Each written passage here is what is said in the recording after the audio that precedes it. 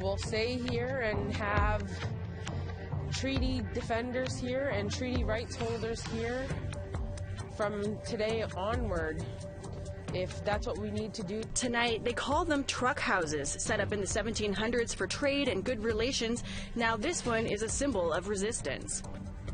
Our bannock is baked, it's not fried, so it's a heart-friendly place. And this Cree nutrition coach opens up his own sandwich joint right on the res.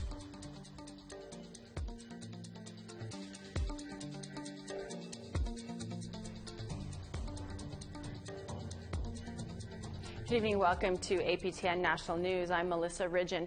COVID-19 cases are spiking in Quebec. Government officials say they're struggling to fill vaccine appointments, but patiently waiting for their turn are First Nations who live off reserve, like the Mi'kmaq of Gaspé. But as Lindsay Richardson reports, over the weekend, an ally stepped up to make sure that no one got overlooked.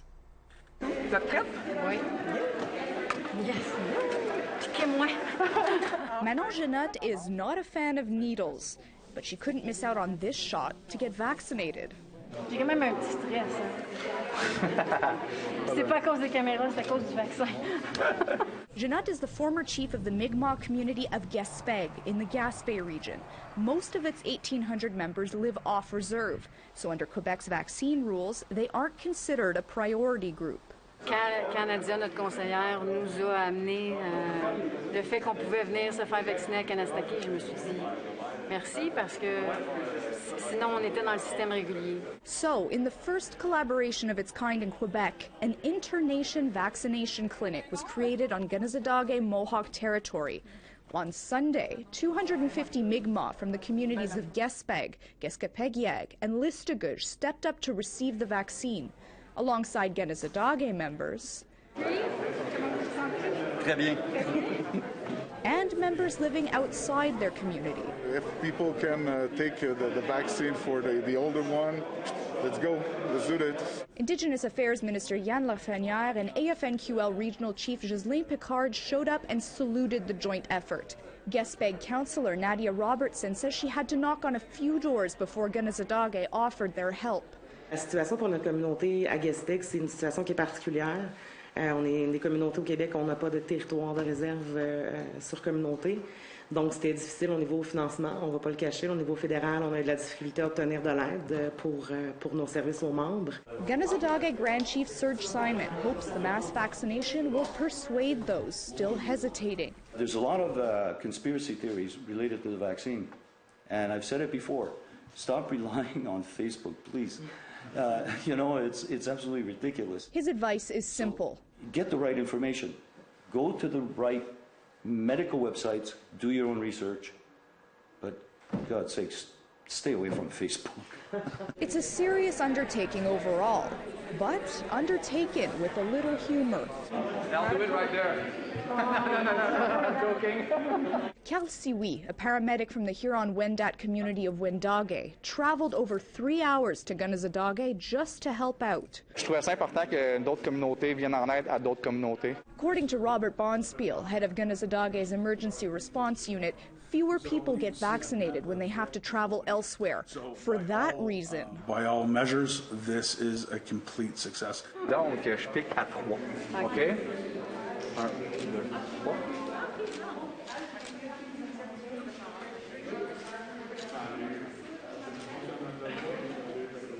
C'est fait. It may not have been the highlight of her day, but for Jeannotte and for her community. C'est un grand soulagement, puis de sentir aussi qu'on est dans une autre communauté autochtone, une communauté des Premières Nations, j'aime ça. Lindsay Richardson reporting for APTN National News on Ganazadage Mohawk territory. In southwestern Nova Scotia, where the moderate livelihood fishery made headlines last fall, community members of Shabagnaggity First Nation are preparing for a standoff. They have surrounded a building at the wharf to defend their treaty rights. That's in Saulnerville. Angel Moore explains. Here in Saulnerville Wharf, about 30 Shabagnaggity community members and supporters have gathered to protect this building, Treaty Truck House 3. They are waiting for the Department of Fisheries and Oceans, who say the unauthorized building should be removed, and gave a Monday deadline that has now passed. Jolene Marr said the building's removal will not happen.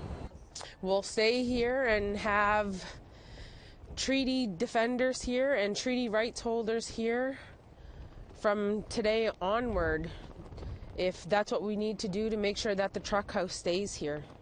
The treaties state the Mi'kmaq can set up a building to barter, sell, and trade. Yesterday, grandmothers held ceremony and prayers for the safety of everyone. Grandmother Doreen Bernard had this to say. The governments will honor our treaty rights, honor the treaties, and of course not to remove the treaty truck house. It's a symbol of our sovereignty. It's a symbol of our self-determination and our rights as Indigenous people here in our own lands on unceded Mi'kmaq. Sbaganagity community members say they are here to stay, and so is the truck house. They are prepared to chain themselves to the truck house. DFO did not say when they will remove the truck house, and they did not respond to APTN's request for a comment. Angel Moore, APTN National News, Sauniaville Wharf, Nova Scotia. Thanks, Angel. Hundreds took to the streets of Calgary over the weekend to protest against Alberta's expansion of the coal mining industry and to stand up for Indigenous water protectors. Tamara Pimentel was there. We stand together in solidarity with all Nitsitsubi water protectors across Turtle Island who are fighting to protect the land and water for all of our future generations. This walk, hosted by Latasha Kaffrobe of the Nitsitsubi Water Protectors, drew in hundreds of Calgarians who say they don't want to see coal mines on the eastern slopes of the Canadian Rockies. Water is life! Say no to coal! The controversy started a year ago when the province revoked a 1976 policy that protects the Rockies from open-pit coal mines. That policy was reinstated in February 2021. But the province failed to cancel multiple exploration leases it already sold. The water is forgiving and it will continue to flow until the end of time. And it is our job as Nitsitsubi, as treaty people, to protect it and to stand together today. This has national attention. Over 18,000 people across the country signed a petition launched by Kaffrobe asking the feds to intervene against Alberta's plan to expand on the industry, with proposals like the Grassy Mountain Coal Project. The 1,500-hectare mine would produce 4.5 million tons of coal annually. And all First Nation councils of Treaty 7 in southern Alberta have written letters of support for the mine. That includes Piikani Nation, but member Garrett Smith says the mine proposed by Benga Mining does not have the consent of community members. Piikani Nation does not fully endorse this project or any ongoing project that is suggested to rape our mines and destroy our lands. We're not fighting for First Nations rights here. This isn't a First Nations issue. This isn't just about Indigenous people. We're not trying to protect our own culture here. We're not trying to protect our people here. We're fighting for your kids. Tamara Pimentel, APTN National News, Calgary. Still in southern Alberta, where over the weekend a grass fire forced parts of the Blood Reserve to be evacuated. According to Band Council, approximately 15 homes on the reserve were evacuated due to a fast-moving fire, which high winds whipped into a 28-kilometer blaze. The grass fire is now contained, but crews are still on scene to monitor hotspots. Meanwhile, evacuees are being housed at a temporary shelter on the Blood Reserve. Details on the origin of the fire are under review. Well, we need to take a quick break, but still ahead, using virtual reality to share culture. Stay with us.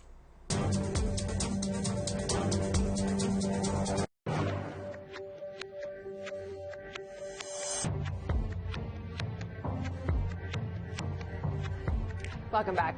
The Canadian Civil Liberties Association is calling out a practice that they say prevents Indigenous and people of color from being lawyers and judges. It's called the good character screening, and the trouble, they say, is it screens out marginalized people who may be related to criminals or have had police contact themselves in their past. Joining us now is Noah Mendelsohn-Aviv, the Equality Director of the Canadian Civil Liberties Association.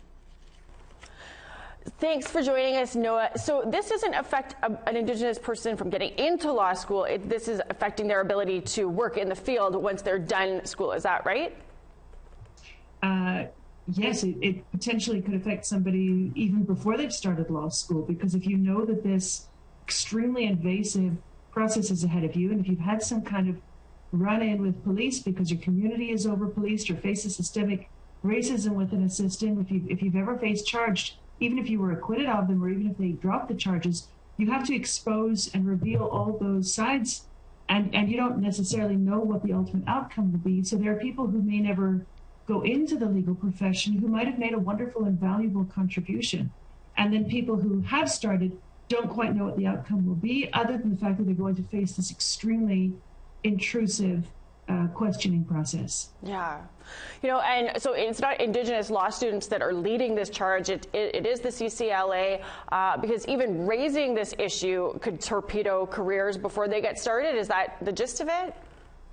That's right. I mean, I think you would be potentially seen as a troublemaker for raising it in a profession that doesn't necessarily want to see that. Or maybe you know, there was one student who approached us who may have had their own history that they didn't want to expose and be exposed about, and none of which should be related or relevant to the practice of law.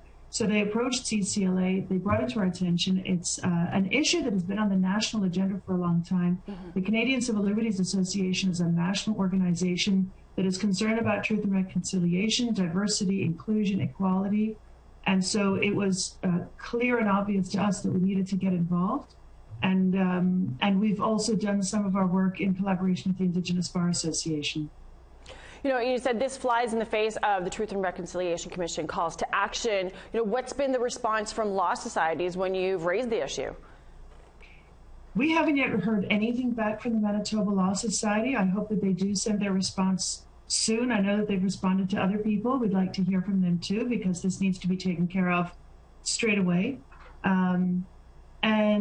But we do know that there was a initiative on the part of the Federation of Law Societies in Canada to try and change the admission process and look again and review the good character process. And there wasn't sufficient interest on the part of the different law societies in Canada, and so they had to put that aside. We also know that there was an initiative in the Law Society of Ontario to make changes in the spirit of truth and reconciliation.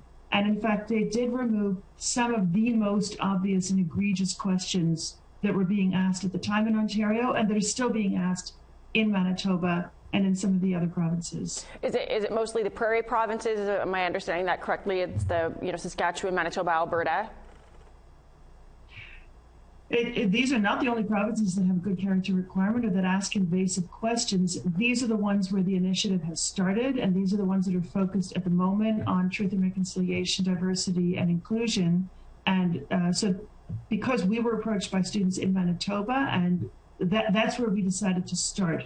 But there are other provinces that need to look very carefully at what their requirements are. Certainly the questioning and the invasiveness of the questioning and the fact that it's going to have a disproportionate impact on Indigenous and other racialized and marginalized communities in Alberta and Saskatchewan is very apparent when you look at that. And that's why the Indigenous Bar Association began its initiative in Alberta and Saskatchewan.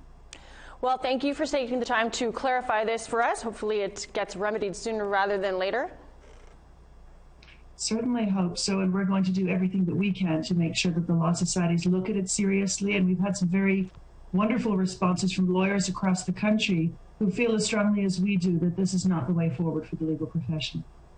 Thanks for this, Noah. A First Nations-owned virtual reality company is using their technical know-how to promote Indigenous cultures, and they're hosting a competition called Share Your Roots, looking for more people to share their culture. Our Daryl Stranger has that story. Origin VR is a First Nations-owned virtual reality company in Ontario. What started out as an interactive way for kids to learn more about jobs, primarily in trades, Origin owner Melissa Hardy-Giles says the company realized the technology could be a fun and unique way for everyone to learn more about Indigenous cultures. We realized the power of our reach, and that's when we decided to launch a cultural library. So at the same time, whoever has our headsets and who has subscribed to our Immersive Link library will also be educated and have the opportunity to be educated in how diverse our culture is. The company is holding a competition called Share Your Roots. They are looking for Indigenous knowledge keepers, elders, and storytellers to share some of their knowledge. There are 4 prizes of $35,000 each, and the winners will get a personalized virtual reality experience. I just believe that everyone has a story, Indigenous and non. And as an Indigenous person, and being able to kind of lead this, lead during this time of being able to be the company to share our stories from our Indigenous people. We're very honored. We're really excited. Hardy Giles said the cultural side of Origin is not business generated. Rather, they use the profits from their career videos to fund the cultural videos. The deadline for submissions into Share Your Roots is April 5th. Daryl Stranger, APTN National News, Winnipeg. Well, it's time for us to take another break, but still ahead, a new cosmetics line, this one with Prairie Roots.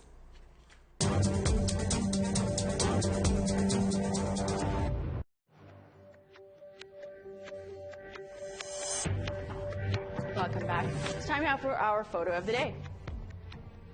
This is the view along the shore of White Lake, located just north of West Vancouver.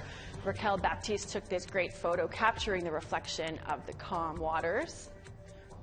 Thanks to all of our viewers who have been sending in those great photos. Keep them coming. You can send them to share@aptn.ca and you might be our next photo of the day. Let's take a look now at tomorrow's weather forecast. Starting off over on the East Coast, we got 1 and some flurries for Fredericton, sunshine, and 4 in Charlottetown. Inukjuak -18 with a mix of sun and cloud, sunshine, and -12 for Nain.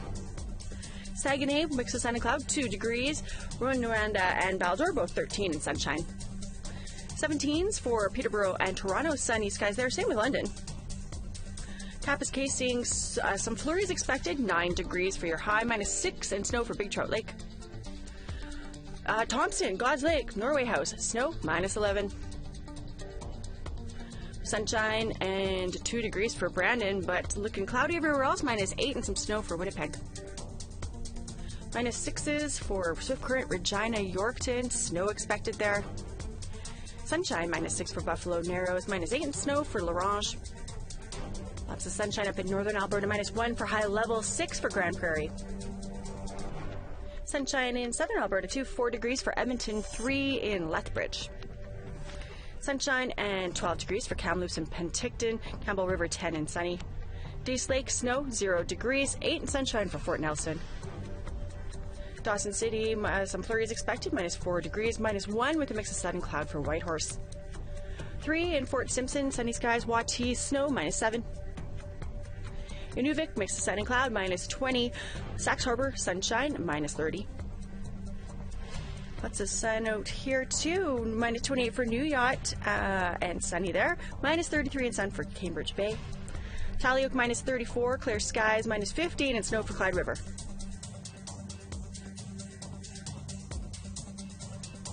Bologna and chips, subs, hamburger soup and baked bannock. That's just some of what's being served at a new eatery on the Enoch Cree Nation in Alberta. It's called Cree Subs, and it's quickly becoming a favorite lunch spot.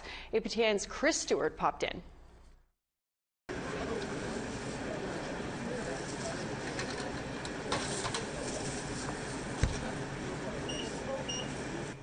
It's lunchtime at Cree Subs. Owner Kyle Peacock opened the doors in February, located in the Shell gas station across the River Cree Resort and Casino. A big part of opening up was having creating employment for First Nations people here on the reserve, especially during COVID, which is a tough time for a lot of places. A lot of places closed down while I opened up. And business is good, bringing in fresh local food that is good for you. Our bannock is baked, it's not fried, so it's a heart-friendly place. I'm a nutrition coach. I went to school for it, so I wanted to bring the healthiest food I can to Enoch. A popular choice are the soups, which are made daily. Everybody grew up eating it at their cookums' houses or their mothers, and eat it to this day. It has the hamburger, the macaroni, the tomato soup, the fresh cut vegetables, and it always tastes good with a piece of bannock or, say, a sub. Blair Gladue, also known as the Oilers' superfan Magoo, says he comes to Cree Subs at least 3 times a week. They're delicious, and he got great soups.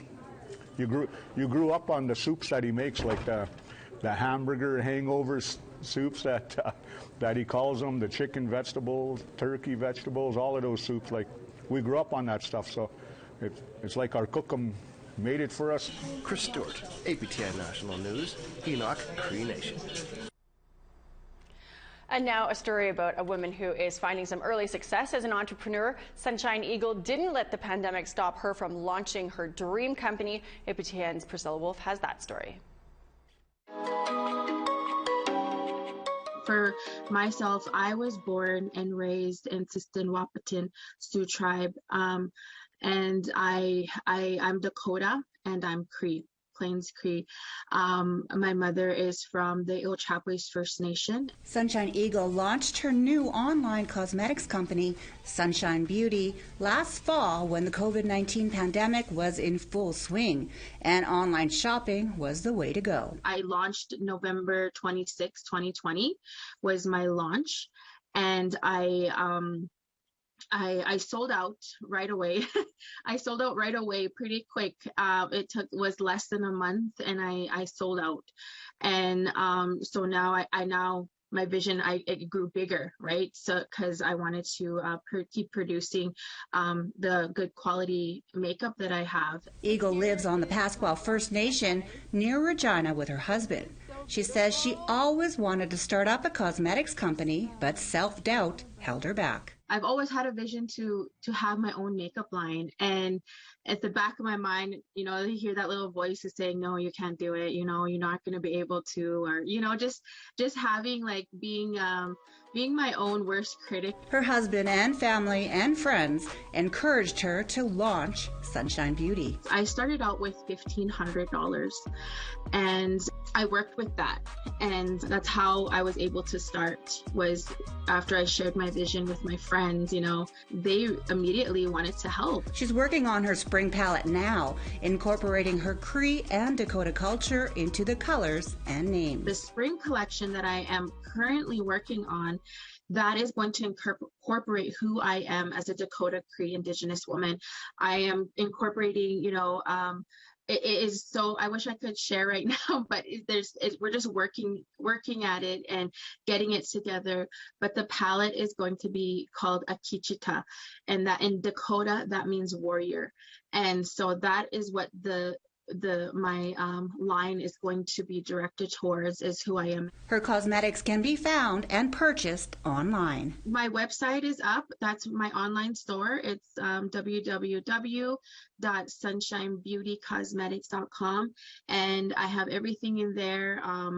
My prices. I have. You can subscribe to the website. Even during a pandemic, Eagle was able to make her dream a success. She thinks that's because we all want to stay beautiful, even in quarantine. Priscilla Wolf, APTN National News, Saskatoon. And a great story there. And we are all now out of news to kick off your week, but we, of course, are now inspired for some dinner inspo. Go make yourself a sub. Take some Cree Subs inspiration there. I'm Melissa Ridgen. Thanks for joining us. We leave you now with what BC and Alberta and Saskatchewan have already gone through. It's heading towards Manitoba. A big snowstorm. Have a good night.